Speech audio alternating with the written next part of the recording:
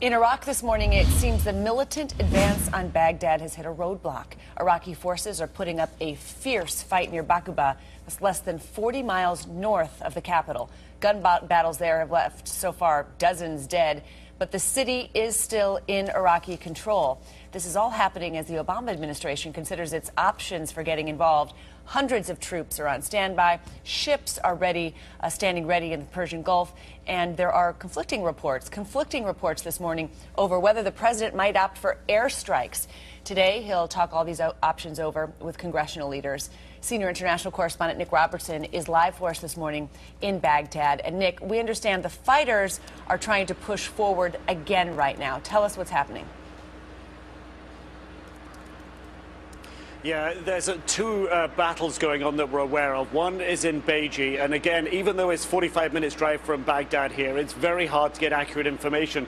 Yesterday, the government was saying, the government state-run TV channel here was saying that the government forces were in control of a number of suburbs of that town, and they also blamed ISIS, the Al-Qaeda splinter group, for killing 44 prisoners in a jail by either artillery shells or throwing hand grenades in there.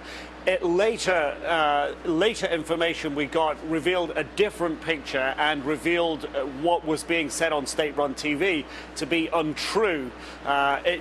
What we learned later was that the prison guards shot and killed the inmates. These were Shia prison guards. They were Sunni inmates, and it was believed that the ISIS fighters were on their way to free those inmates. They were shot at close range, according to hospital officials later. So that is how hard it is to get information here, that even what is broadcast on state television is hard to judge for being true. What we have heard from an official in the governor's office in Baquba is that ISIS has made substantial gains there.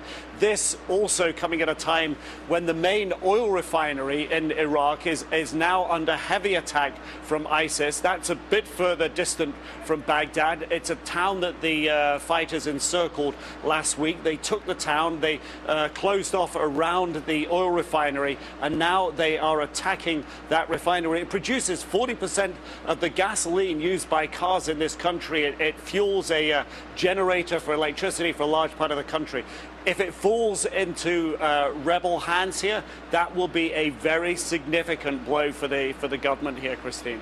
Indeed. Nick Robertson, thanks live for us this morning in Baghdad. We've been watching those oil prices so closely because very long term, Iraq developing its oil production is seen as critical for world oil supplies. You know, oil prices have backed off of that $107 a barrel. They're down, from earlier this week, but it's really important to watch how oil prices shape up here. Also, European stocks are up right now when we take an early look at your